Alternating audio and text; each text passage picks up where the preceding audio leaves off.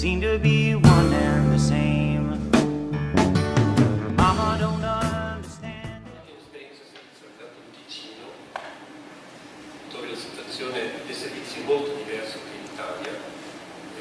Ci sono ancora gli ospedali psichiatrici, i servizi sul territorio sono deboli. Ciò che Giovanna alla fine ha spiegato molto bene, cioè la necessità di essere radicati sul territorio, lì c'è ancora un grande lavoro da fare che stiamo avviando ora, ma volevo mettere il focus su un'esperienza molto pratica che è venuta negli ultimi 5 anni dell'ospedale cantonale, cioè l'ospedale psichiatrico pubblico del Cantone Ticino, che ha 140 letti, e raccontarvi attraverso questa esperienza pratica cosa sono questi gesti, questi atti sanitari che poi permettono di lavorare, torno un attimo indietro, di lavorare su questa contraddizione che qui è formulata in forma retorica, la psichiatria senza coercizione, ma è formulato così proprio per evidenziare che è una contraddizione questa cosa, ed è il lavoro che noi abbiamo fatto in questi 5 anni era proprio ogni giorno mettere il dito su questa contraddizione, in quanto il nostro agire è un agire che tende a evitare essere più forti dell'altro. Siamo partiti nel 2010 con una domanda ancora un po' timida. Parlavamo, è possibile ridurre misure coercitive, e usavamo il verbo ridurre, perché nessuno osava all'inizio dire aboliamo la contenzione, faceva paura a tutti. Siamo partiti da una domanda: le misure coercitive hanno un nesso con persone che hanno gravi problemi di salute mentale, e che finché non ci occupiamo in modo prioritario di chi ha problemi gravi sarà difficile intervenire e fare atti sanitari migliori anche nel campo della coercizione. Il problema che abbiamo trovato nella clinica psichiatrica era che sì, che avevano un regime apparentemente molto liberale, c'erano tutte le porte aperte per i reparti, ma con un alto tasso di contenzione. E in qualche modo quello che si diceva è che le contenzioni sono in qualche modo il prezzo che bisogna pagare per le porte aperte. Come se in qualche modo le contenzioni fossero una sorta di seconda natura dell'istituzione della quale non si può fare a meno. E il lavoro che abbiamo fatto in questi 5 anni era proprio decomporre questa seconda natura, cioè ciò che anche gli operatori avevano nella testa che si può fare solo così, non altrimenti. Nel 2005 quasi un quarto di tutte le persone che venivano ricoverate venivano anche contenute. Cioè contenute vuol dire legate con i lacci al letto in 5 minuti. Ora non è dettagliato per quanto tempo, eccetera, eccetera, ma comunque è un atto molto molto diffuso, è un grandissimo problema. Perché come diceva Totoro, legare è qualcosa di pericoloso, perché noi abbiamo visto che gli incidenti principali avvenivano proprio in questa situazione. Nel 2009 perché si è cominciato in questi anni a misurare le contenzioni, no? E questo poi a discuterne, e questo poi ha permesso di ridurre, ma siamo arrivati al 13%, che è ancora un tasso altissimo. E guardate, è qualcosa di umiliante per tutti, oltre al fatto che è una tortura. Noi siamo partiti con un programma di ridurre le contenzioni. Paradossalmente il cantone, diciamo politico, comunque chi era fuori dall'ospedale, aveva una visione sulle contenzioni molto diverse che gli operatori stessi. Cioè fuori le persone si chiedevano: ma com'è possibile? Ancora fate queste cose? Cioè, siete ancora così indietro? No? Erano tutti stupiti quando abbiamo cominciato negli anni prima a comunicare, a dire a tutti: guardate, abbiamo questo problema, dobbiamo fare qualcosa. La reazione fuori è stata molto forte, indipendentemente dai colori politici. Tutti dicono: non è possibile che facciamo queste cose, qui facciamo qualcosa. Allora, è nato, abbiamo lavorato per avere un mandato politico, dovete fare qualcosa. Cioè il comune di Milano che dice: bisogna fare qualcosa, questo è un problema. Abbiamo richiesto nuove risorse, ma non solo, abbiamo anche trasformato risorse già esistenti e abbiamo sempre lavorato su questo nesso che per noi era molto importante, che era la crisi e la gravità e la complessità del mondo. Abbiamo creato 2 nuove equip all'interno dell'ospedale. Una equip abbastanza numerosa che aveva il compito di intervenire in qualsiasi situazione di difficoltà e di crisi e faceva era una presenza in più per gestire le situazioni di crisi. La seconda equip era l'equip che invece si occupava della ripresa della cura, portando poi subito dal primo giorno della crisi l'attenzione sul percorso che porta fuori dall'ospedale. E abbiamo visto che nel 95% delle situazioni bastano 2 ore di stare 2 ore con l'utente. Poi parliamo di come vuol dire questo stare, ma già 2 ore sono tantissime, tantissimo tempo. E solo con lui è che un'istituzione, anche grande come questa qui, si dà la capacità organizzativa di, quando c'è una situazione di crisi, di dedicarsi esclusivamente per 2 ore con tutto il personale che serve a questa situazione, contrattare per poter trattare. Le persone che lavorano in questa equip mobile erano tutti infermieri che hanno voluto fare questo lavoro, che sono arrivati con una grande competenza, sono stati loro molto motivati, so che noi vogliamo essere gli ambasciatori di questo cambiamento. All'inizio, quando siamo partiti, c'erano dei conflitti enormi all'interno dell'istituzione, perché nessuno si poteva immaginare cosa significa non contenere, perché era qualcosa che bisognava ancora andare a scoprire, perché molti di loro si trovavano nella situazione di dover fare qualcosa che non avevano mai fatto prima, cioè attraversare delle esperienze di stare con un utente in una situazione di crisi, come dice Giovanni, di grandissima angoscia, dove questa crisi normalmente è una grande richiesta d'aiuto e che noi dobbiamo trovare il modo di leggere questa domanda di aiuto e di dare una risposta. La crisi è sempre, e questi infermieri erano motivati, volevano fare questa cosa, ma correvano molti rischi, perché dovevano imparare a fare delle cose che prima non avevano mai fatto. Le strategie che poi abbiamo applicato erano più o meno queste. La cosa molto molto importante è che ci siamo dati all'inizio una chiara grammatica etica, dove abbiamo cominciato a nominare le cose come sono, che le convenzioni erano problema nostro, non dell'utente, è un nostro agire, se volete, sbagliato. Ecco, questo modo di nominare le cose con il loro nome è stato molto importante, anche se questo guardate, è difficile in una istituzione che da anni, decenni lavora in un certo modo, cominciare a dire no, questa cosa che facciamo fa schifo.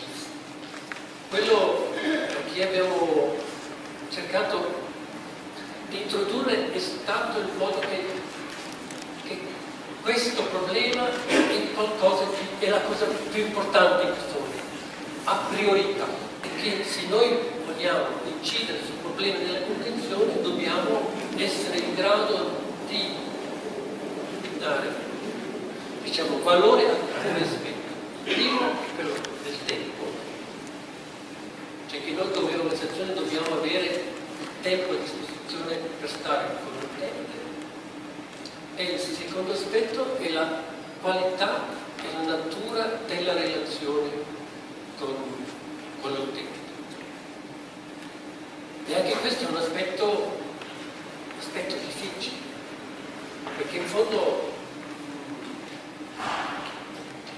queste situazioni di crisi non fanno altro che in qualche modo legare la relazione.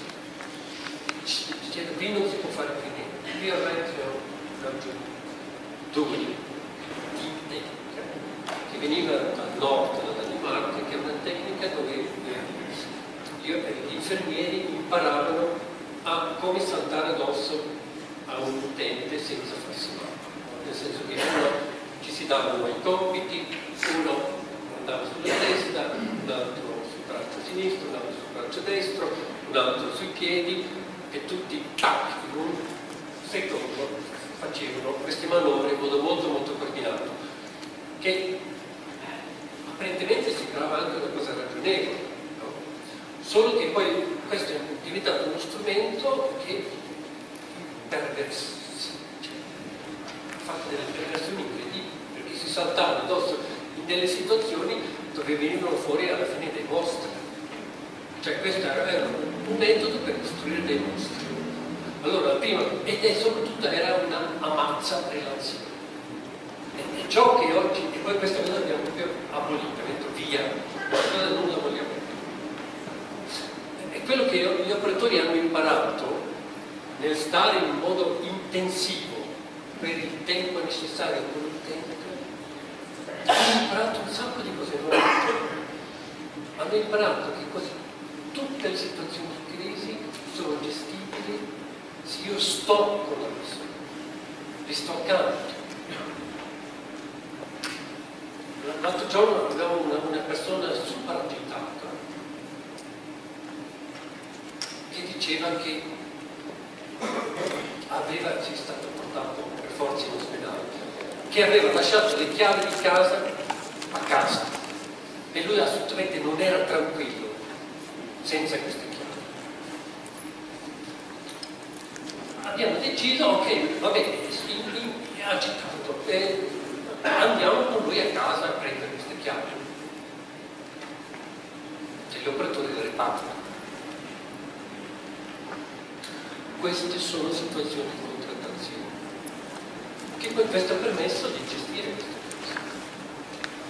Ma abbiamo impiegato, in questo caso, più di 2 ore. Noi lì ci siamo inventati 3 strumenti, che vuol dire che si può decidere che in una situazione serve un rapporto uomo, che significa che un operatore sta sempre con l'utente, finché serve, non è mai lasciato solo.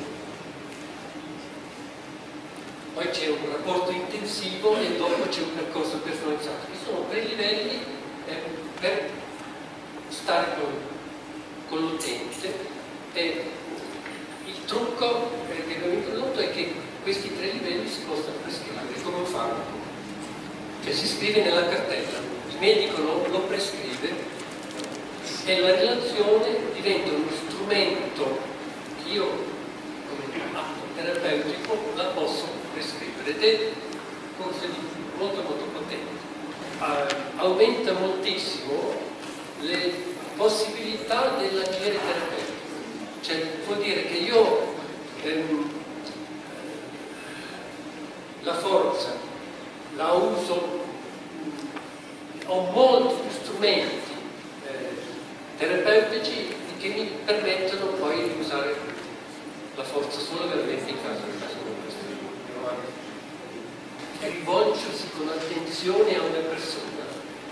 Quello che poi noi vediamo spesso quando arrivano i poliziotti con l'utente e con l'ambulanza, che in fondo arrivano 5, 6, 7 persone sotto shock.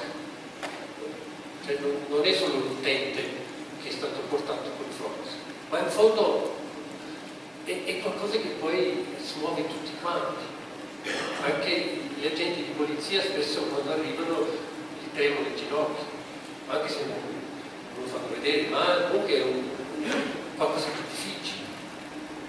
Allora in queste situazioni conviene parlare con tutti e vedere in che modo, anche spesso l'opinione degli agenti dice no, ma questo è pericoloso, non togliamo le manette in questo.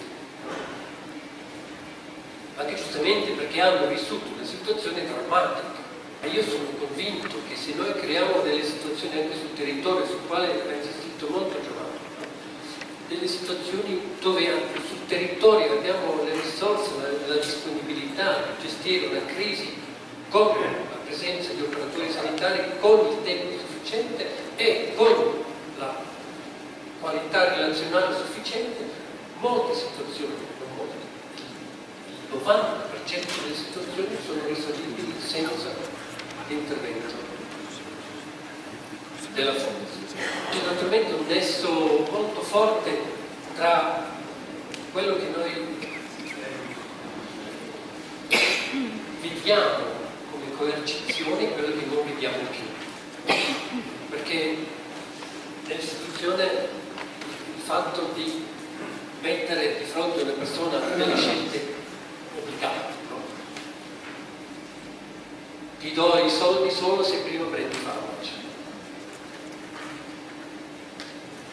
Cosa fa? Prende i farmaci. Tutta questa roba lì, e lei, cioè non si può fare. Allora, lavorare su tutto questo iceberg che non si vede, ma dove noi, cioè, le istituzioni sono piene di questo. Rendere consapevole di quanto noi ogni giorno attiviamo delle situazioni di potere sull'altro che sono per abitudine, perché siamo abituati a farlo così, o perché comunque non ci rendiamo neanche conto. I risultati raggiunti in questi 5 anni sono questi sono i numeri delle contenzioni. Vedete, nel 2010 erano ancora 120, nel 2014 una, nel 2015 0, queste sono le percentuali rispetto alle ammissioni. Nel giugno 2014, dopo l'ultima contenzione anche molto drammatica, ci sono state riunioni, discussioni e alla fine gli operatori della clinica hanno deciso di buttare via le stringhe. Cioè oggi, cioè dal luglio 2014 non c'è più una stringa in ospedale. Cioè si possono aprire tutti armati, non c'è niente, non esiste più. E non è stata una decisione dalla direzione o di un reparto, questo è proprio stata una decisione condivisa dagli operatori. Gli operatori stessi hanno percepito che con questo modo nuovo di lavorare siamo più sicuri, sono diminuiti gli incidenti. Nel 2014 c'è stato solo un incidente grave. Queste erano cose di molto molto importanti, dove anche loro hanno percepito che con questo modo di lavoro io lavoro meglio. Nel 2014 sono sempre 6 mesi, diciamo nel rapporto tra il primo semestre del 2014 e il primo semestre del 2015 le terapie forzate si sono diminuite. Anche questo è un risultato di questo approccio, che poi alla fine sono cose che si vivono nell'istituzione. Won't you lend me your name? Your way and my way, they seem to be